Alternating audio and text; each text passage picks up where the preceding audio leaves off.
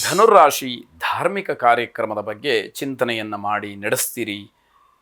ಭಗವಂತನ ಸೇವೆ ಯಾವುದೋ ಪೂಜೆ, ಜಪ, ಹೋಮ, ಧ್ಯಾನ, ಭಜನೆ ಇತ್ಯಾದಿಗಳಲ್ಲಿ ನಿಮ್ಮ ಆಸಕ್ತಿ ಹೆಚ್ಚಾಗ್ತಕ್ಕಂಥದ್ದು, ಅದರ ಬಗ್ಗೆ ಚಿಂತನೆಯನ್ನು ನಡೆಸ್ತಕ್ಕಂಥದ್ದು, ಪುಣ್ಯಕ್ಷೇತ್ರಕ್ಕೆ ಹೋಗ್ತಕ್ಕಂತಹದ್ದು, ಮಾಡಿರ್ತಕ್ಕಂತಹ ಪಾಪವನ್ನು ಕಳ್ಕೊಳ್ಬೇಕು ಅನ್ನುವಂತಹ ಸತ್ಸಂಕಲ್ಪದ ಭಾವನೆ ನಿಮ್ಮನ್ನು ಮತ್ತಷ್ಟು ಪರಿಪಕ್ವವನ್ನಾಗಿ ಮಾಡೋದರಲ್ಲಿ ಯಾವ ಸಂಶಯವೂ ಇಲ್ಲ. ಆದರೆ ಮನಸ್ಸು ಮೊದಲು ಪರಿಶುದ್ಧವಾಗಬೇಕು, ನಂತರದಲ್ಲಿ ಆ ಚಿಂತನೆಯನ್ನು ಕಾರ್ಯರೂಪಕ್ಕೆ ತರಬೇಕಾದಂಥದ್ದು. ಮಕ್ಕಳ ಸಮಸ್ಯೆಗಳು ಏನೇ ಇದ್ದರೂ ಕೂಡ ಅದನ್ನ ಬಗೆಹರಿಸ್ತಕ್ಕಂತಹ ಪ್ರಯತ್ನವನ್ನು ಮಾಡಿ, ಮಕ್ಕಳಿಗೆ ಸರಿಯಾದಂತಹ ಮಾರ್ಗದರ್ಶನವನ್ನು ಮಾಡಿ ಅಂತಕ್ಕಂಥದ್ದು. ಮಹಾಲಕ್ಷ್ಮಿಯನ್ನು ಪ್ರಾರ್ಥನೆ ಮಾಡಿ, ಅನುಕೂಲ ಇರತಕ್ಕಂಥವರು 16 ಕಮಲ ಪುಷ್ಪದಿಂದ ಮಹಾಲಕ್ಷ್ಮಿಯನ್ನು ಅರ್ಚನೆ ಮಾಡಿ ಪ್ರಾರ್ಥನೆ ಮಾಡಿ ಶುಭವಾಗಿ. ಮಕರ ರಾಶಿ, ಮನೆಯ ವಾತಾವರಣ ಅಷ್ಟೊಂದು ಚೆನ್ನಾಗಿರೋದಿಲ್ಲ. ಕೆಲವರಿಗೆ ಆಶ್ಚರ್ಯ ಆಗುತ್ತೆ, ನಿನ್ನೆ ಮನೆ ವಾತಾವರಣ ಚೆನ್ನಾಗಿತ್ತು, ಇವತ್ತಾಗಲೇ ಚೆನ್ನಾಗಿಲ್ಲ ಅಂತ ಹೇಳ್ತಿದ್ದೀರಲ್ಲ ಅಂತ. ಗ್ರಹಗತಿ ಇವತ್ತಿನ ಒಂದು ಸೂರ್ಯೋದಯದ ಸಮಯಕ್ಕೆ ಇರತಕ್ಕಂತಹ ಲಗ್ನ ಮತ್ತು ಚಂದ್ರ ಇರತಕ್ಕಂತಹ ರಾಶಿ, ನಿಮ್ಮ ಒಂದು ರಾಶಿಗೆ ಇರತಕ್ಕಂತಹ ಫಲ ಇವೆಲ್ಲವನ್ನು ಗುಣಿಸಿ ನೋಡಿದಾಗ ಆ ವ್ಯತ್ಯಾಸಗಳು ಪ್ರತಿ ಸಮಯದಲ್ಲೂ ಕೂಡ ಬದಲಾಗ್ತಾ ಇರತಕ್ಕಂಥದ್ದಾಗತ್ತೆ. ಇವತ್ತಿನ ಪರಿಸ್ಥಿತಿ, ಇವತ್ತಿನ ಗ್ರಹಗತಿ ಹೀಗಿದೆ, ಇದನ್ನು ತಿಳಿಬೇಕು.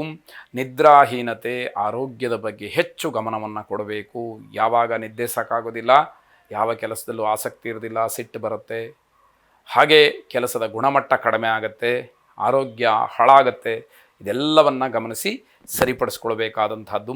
ನಿಮ್ಮ ಹಠದ ಸ್ವಭಾವದಿಂದ ಅವಮಾನವಾಗುತ್ತೆ. ಇಲ್ಲ, ನಾನು ಈ ಕೆಲಸವನ್ನು ಹೀಗೇ ಮಾಡೋದು ಅಂತ ಹೇಳಿ ಹಠ ಮಾಡಿದರೆ ಅದು ನಿಮಗೆ ತೊಂದರೆಯನ್ನು ಮಾಡುತ್ತೆ. ಸಂದರ್ಭಕ್ಕೆ ಅನುಗುಣವಾಗಿ ಹೊಂದಿಕೊಂಡು ಯಾವುದು ಸರಿಯೋ, ಯಾವುದರಿಂದ ಸಮಾಜಕ್ಕೆ, ವೈಯಕ್ತಿಕವಾಗಿ ಕುಟುಂಬಕ್ಕೆ ಎಲ್ಲೂ ಕೂಡ ಯಾವುದು ಆಘಾತ ಆಗೋದಿಲ್ವೋ ಆ ರೀತಿಯಲ್ಲಿ ನಡ್ಕೊಳ್ಬೇಕು ಅನ್ನುವಂಥದ್ದಾಗತ್ತೆ. ಪ್ರಯಾಣದ ಆಯಾಸದಿಂದ ಕೆಲಸವನ್ನು ಮುಂದಕ್ಕೆ ಹಾಕ್ತೀರಿ, ಇದು ನಿಮಗೆ ನಷ್ಟಕ್ಕೆ ದಾರಿಯಾಗತ್ತೆ.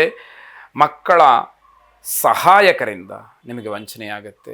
ಅಂದರೆ ಮಕ್ಕಳಿಗೇನೋ ಅನುಕೂಲ ಮಾಡಿಕೊಡ್ತೀವಿ, ಮಕ್ಕಳ ಆರೈಕೆ ಏನು ಮಾಡ್ತೀವಿ ಅಂತ ಹೇಳಿ ಯಾರು ಸಹಾಯಕರಿರ್ತಾರೆ, ಮಕ್ಕಳನ್ನು ನೋಡ್ಕೊಳ್ಳುವಂಥವ್ರು ಇರ್ತಾರೆ, ಅಂಥವರಿಂದ ವಂಚನೆಯಾಗುತ್ತೆ. ಏನೋ ಕಾರಣಗಳನ್ನು ಹೇಳಿ ಇನ್ಯಾವುದೋ ನಿಮ್ಮ ಮನಸ್ಸಿಗೆ ಒಂದು ರೀತಿಯಲ್ಲಿ ಆ ಭಾವನೆಯನ್ನು ಹುಟ್ಟಿಸಿ ಭಾವನಾತ್ಮಕವಾದಂತಹ ಪ್ರಪಂಚಕ್ಕೆ ನಿಮ್ಮನ್ನು ಕರ್ಕೊಂಡು ಹೋಗಿ ಹಣದ ಅಥವಾ ವಸ್ತುವಿನ, ದ್ರವ್ಯದ ಮೋಸವನ್ನು, ವಂಚನೆಯನ್ನು ಮಾಡುವಂಥದ್ದಾಗಬಹುದು. ತಾಯಿ ಮತ್ತು ಅಜ್ಜಿಯವರಿಗೆ ಅಥವಾ ಮನೆಯಲ್ಲಿ ಮಾತೆಯರಿಗೆ, ಹಿರಿಯರಿಗೆ ತೊಂದರೆಯಾಗ್ತಕ್ಕಂತಹ ಸಾಧ್ಯತೆ ಇದೆ. ಎಚ್ಚರಿಕೆ ಇರಲಿ. ಆಂಜನೇಯ ಸ್ವಾಮಿಯ ಉಪಾಸನೆಯನ್ನು, ಪ್ರಾರ್ಥನೆಯನ್ನು ಮಾಡಿ ಶುಭವಾಗಿ. ಕುಂಭರಾಶಿ, ಸ್ಥಳ ಬದಲಾವಣೆಯ ಸೂಚನೆಗಳು ಕಾಣ್ತಾ ಇದೆ. ಆತಂಕ ಪಡಬೇಕಾದಂಥದ್ದೇನಿಲ್ಲ. ಕೆಲಸದ ನಿಮಿತ್ತವೋ, ವಿದ್ಯಾಭ್ಯಾಸದ ನಿಮಿತ್ತವೋ, ಅಥವಾ ಬೇರೆ ಇನ್ಯಾವುದಾದ್ರೂ ನಿಮ್ಮ ವೈಯಕ್ತಿಕವಾದಂತಹ ವ್ಯವಹಾರದ ನಿಮಿತ್ತವೋ ಸ್ಥಳ ಬದಲಾವಣೆ ಆಗಬಹುದು. ಇದರಿಂದ ಯಾವ ತೊಂದರೆಯೂ ಇಲ್ಲ, ಅನುಕೂಲವೇ ಇದರಿಂದ ಆಗ್ತಕ್ಕಂಥದ್ದಾಗತ್ತೆ. ಬಂಡವಾಳದಲ್ಲಿ ನಷ್ಟವಾಗತ್ತೆ, ಮೂಲದ ಹಣಕ್ಕೆ ಧಕ್ಕೆ ಆಗಬಹುದು. ಆರಂಭದಲ್ಲಿ ನೀವು ಏನು ಹೂಡಿಕೆಯನ್ನು ಮಾಡಿರ್ತಕ್ಕಂತಹ ಮೂಲಧನ ಇದೆ, ಆ ಹಣಕ್ಕೂ ಕೂಡ ನಷ್ಟವಾಗತಕ್ಕಂತಹ ಸಾಧ್ಯತೆ. ಅನಗತ್ಯವಾದಂತಹ ಸಲಹೆ ಆಗಲಿ, ಅನಗತ್ಯವಾದಂತಹ ವಾದಗಳಾಗಲಿ, ಇದು ಯಾವುದೂ ಕೂಡ ಬೇಡ. ಬೇರೆಯವರಿಂದ ಸಲಹೆಯನ್ನು ಸ್ವೀಕಾರ ಮಾಡುವಂಥದ್ದು ಬೇಡ, ನೀವು ಯಾರಿಗೂ ಸಲಹೆಯನ್ನು ಕೊಡುವಂಥದ್ದು ಬೇಡ ಅಂತ ಅರ್ಥ.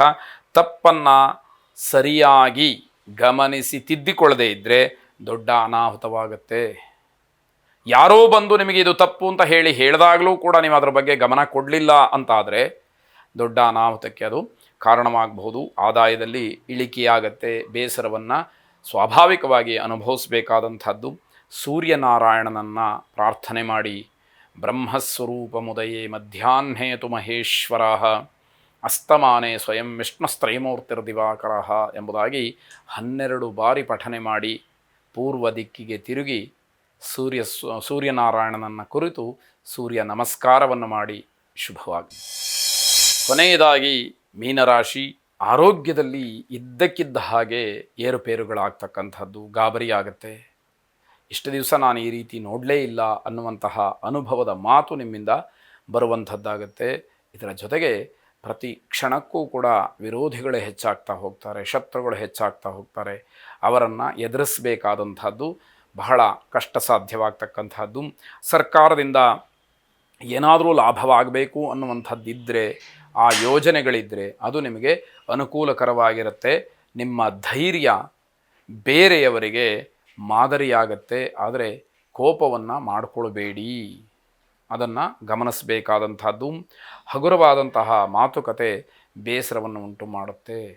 ಯಾರೆದುರಿಗೋ ಮಾತಾಡ್ತೀರಿ, ಅವರು ಬಹಳ ಚೀಪಾಗಿ ಮಾತಾಡಿಬಿಡ್ತಾರೆ, ಅದರಿಂದ ತುಂಬ ಬೇಸರಕ್ಕೆ ಒಳಗಾಗ್ತೀರಿ ಎನ್ನುವಂಥದ್ದು. ವನದುರ್ಗಾದೇವಿಯ ಪ್ರಾರ್ಥನೆಯನ್ನು ಮಾಡಿ. ಶುಭವಾಗಿ.